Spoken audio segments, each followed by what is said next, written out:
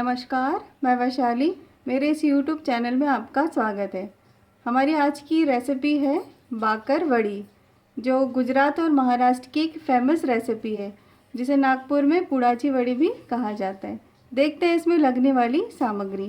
बाकर वड़ी के मसाले के लिए सबसे पहले हमने हरा धनिया लिया हुआ है, जिसे अच्छी तरह से धो लिया है। फिर इसका पानी निकल जाने के बाद इसे बहुत ही बारीक काट लिया हुआ है।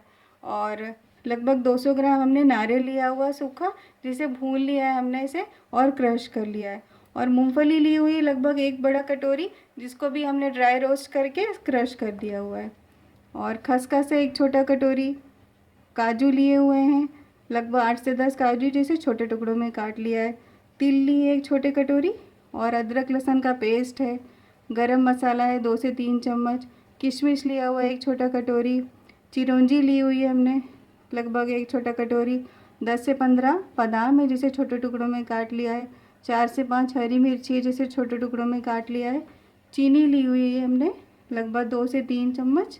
स्वादानुसार हम नमक डालेंगे। मिर्च पाउडर है 2 से 3 छोटा चम्मच। तड़के के लिए राई और जीरा है और हल्दी पाउडर है।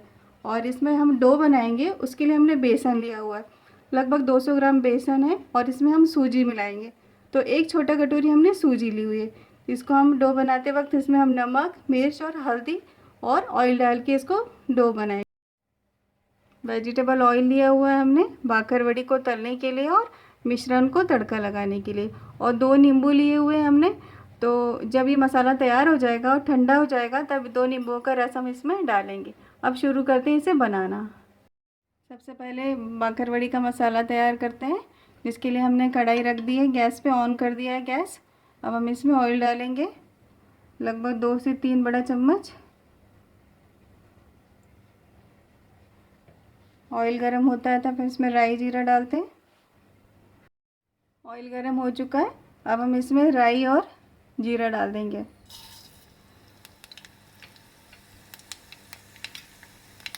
राई और जीरा क्रैकल हो रहा है। अब हम इसमें हरी मिर्च डाल देंगे।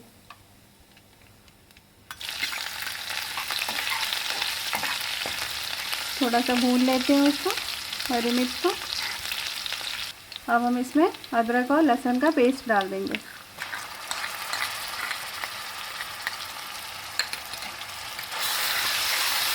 इसे अच्छे से भून लेंगे, लगभग 3 से 4 मिनट हम इसे भून लेंगे। अदरक, हरी मिर्च और लहसुन का पेस्ट अच्छे से भून चुका है। अब हम इसमें बादाम डालेंगे। ये चिरौंजी ली हुई है हमने, वो डालेंगे। अब काजू डाल देंगे। किशमिश डाल देंगे और अच्छे से मिक्स कर लेंगे और इसको भून लेंगे। काजू, किशमिश, चिरौंजी अच्छे से भून चुके हैं। अब हम इसमें ये भुनी हुई तिल है, हम तिल डाल देंगे। और खसखस भी हमने भुना हुआ है, तो हम खसखस डाल देंगे और अच्छे से मिक्स कर लेंगे। अब हम इसमें हल्दी पाउडर डाल देंगे। लाल मिर्च पाउडर डाल देंगे स्वाद अनुसार, लगभग 2 चम्मच हमने लिया हुआ है। चीनी डाल देंगे और नमक डाल देंगे स्वाद अनुसार। और अच्छे से मिक्स करते हुए अब हम इसमें क्रश किए हुए ये मूंगफली है, हम मूंगफली डाल देंगे इसमें। और क्रश की हुई नारियल है, वो डाल देंगे। अब सभी मसाले अच्छे से मिक्स कर लेंगे और इसको धीमी आंच पे ही हमें भूनना है। देखिए 2 से 3 मिनट हमने ये मसाला अच्छे से भून लिया है। और जब ये पूरी तरह ठंडा हो जाएगा, तब हम इसमें हरा धनिया मिलाएंगे, जो हमने बारीक काट के रखा हुआ है। जब तक ये मसाला ठंडा होता है, तब तक हम डो तैयार कर लेते हैं बेसन और सूजी का। अब हम बाकर वड़ी के लिए डो तैयार करेंगे। हमने एक बड़ा बाउल ले लिया स्टील का। अब हम इसमें बेसन डालेंगे, सूजी डाल देंगे हम इसमें। सूजी हम इसलिए डाल रहे हैं जिससे बहुत ही क्रिस्पी बनता है बाकरवड़ी। और एक छोटा कटोरी हम इसमें ऑयल डाल देंगे। हल्दी डाल देंगे लगभग 1 से 2 छोटा चम्मच। मिर्च पाउडर डाल देंगे और स्वादानुसार नमक डाल देंगे। पहले अच्छे से मिक्स कर लेते हैं, फिर इसे गूंदेंगे पानी से हम। बेसन में हल्दी, मिर्ची, तेल, नमक अच्छे से मिक्स कर लिया हमने हाथों से। अब इसमें पानी डालेंगे और चपाती की तरह ही हम इसका आटा गूंद लेंगे। सख्त नहीं चाहिए, अच्छा नरम सा आटा हम गूंद लेंगे इसका। देखिए आटा हमने गूंथ लिया है इसका, और हमने इसमें सूजी डाली है। तो ये सूजी जब पानी में मिक्स होती है तो फूलेगी, तो अब हम इसको रख देंगे 10 से 15 मिनट के लिए। अब हम इसमें लगभग 2 छोटे चम्मच ऑयल डालेंगे और ये बेसन में अच्छे से मिक्स कर देंगे और इसको ढक के रख देंगे। बाकरवड़ी की स्टफिंग का ये मसाला पूरी तरह ठंडा हो चुका है। अब हम इसमें कटा हुआ हरा धनिया मिलाएंगे। तो अब हम इसे एक बड़ी परात में डाल देते हैं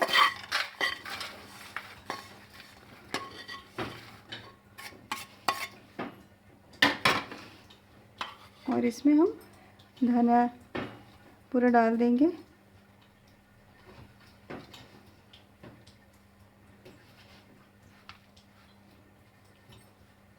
और इसे मिक्स करते जाएंगे।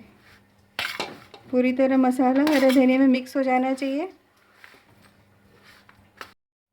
देखिए बाकरवड़ी का मसाला तैयार हो चुका है। सभी मसाले हरे धनिया में मिक्स हो चुके हैं। अब हम इसमें नींबू निचोड़ देंगे।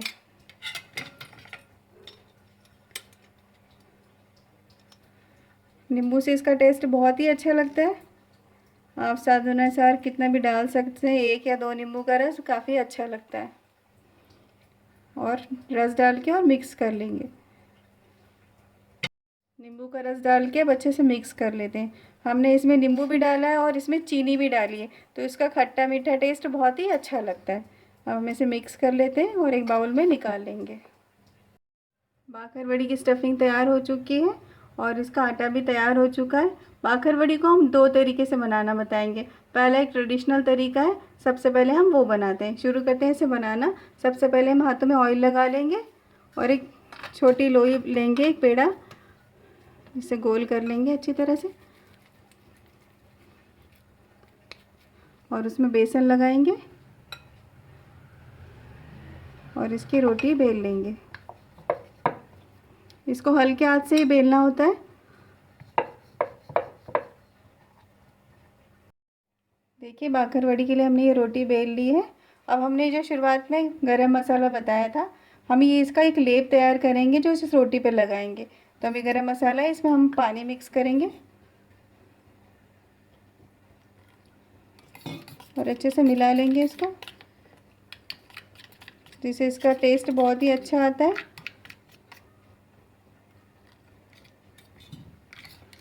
ये देखिए तैयार हो चुका है ये, और इसको पूरी तरह फैला देंगे।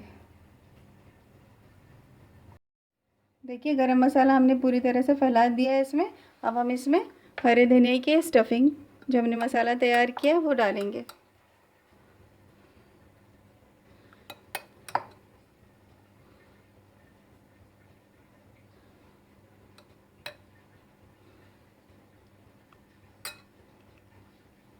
अब इसको फोल्ड करेंगे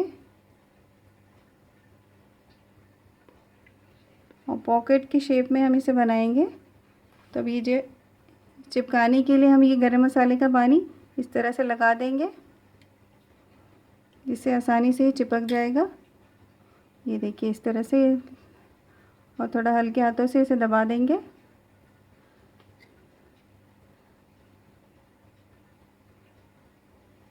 वैसे इसके दोनों किनारे हम ऐसे दबा देंगे।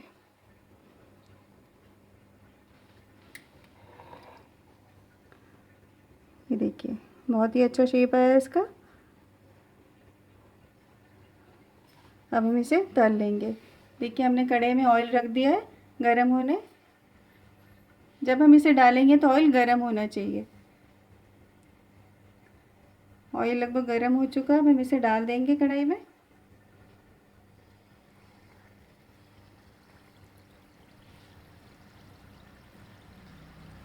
बाकरवड़ी को हम अच्छे से गोल्डन ब्राउन होने तक सेकेंगे। देखिए एक साइड से हो गई है, हम दूसरी तरफ इसको पलट देंगे।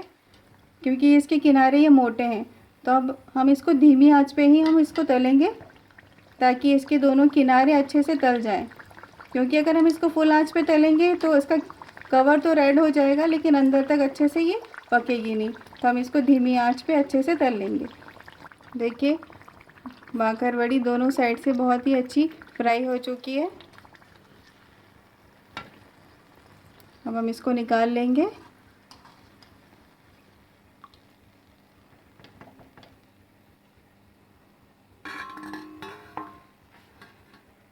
बाकरवड़ी अच्छे से फ्राई हो चुकी है। अब हम इसी तरह और भी बाकरवड़ी तैयार कर लेंगे। ट्रेडिशनल तरीके से हमने एक बाकरवड़ी बना ली। अब हम दूसरे तरीके से बनाना बताते हैं आपको। हाथों में ऑयल लगा लिया है। अब बेसन का एक पेड़ा लेंगे और अच्छी तरह से गोल कर लेंगे। बेसन लगाएंगे उसको और एक रोटी बेल लेंगे इसकी। रोटी हमने बेल ली है। अब हम इसमें सेम वैसे ही गरम मसाले का लेप लगा देंगे। अच्छी तरह से फैला देंगे सभी तरफ। देखिए रोटी पे हमने गरम मसाले का लेप लगा लिया। अब हमें इसमें स्टफिंग डालेंगे और सभी तरफ अच्छे से फैला देंगे रोटी पे। स्टफिंग हमने रोटी पे अच्छी तरह से फैला ली है। अब हम इसको रोल करेंगे। अच्छे से दबाते हुए हम इसे रोल कर लेंगे। देखिए हमने रोटी को अच्छे से रोल कर लिया। अब हम इसे कट करेंगे।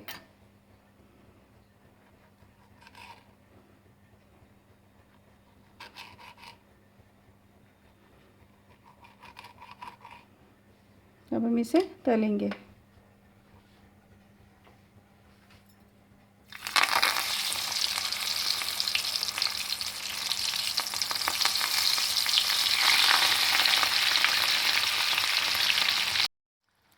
देखिए बाकरवड़ी अच्छे से फ्राई हो रही है। अब हम इसको पलट के दूसरी साइड भी फ्राई कर लेंगे।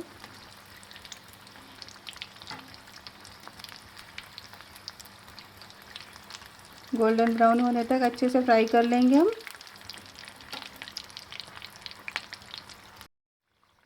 बाकरवड़ी दोनों तरफ से अच्छी तरह फ्राई हो चुकी है। अब हम इसे निकाल लेते हैं।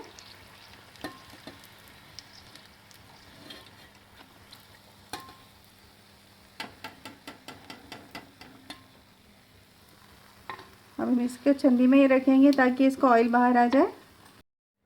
देखिए दो तरीके से हमने बाकरवड़ी बना ली है।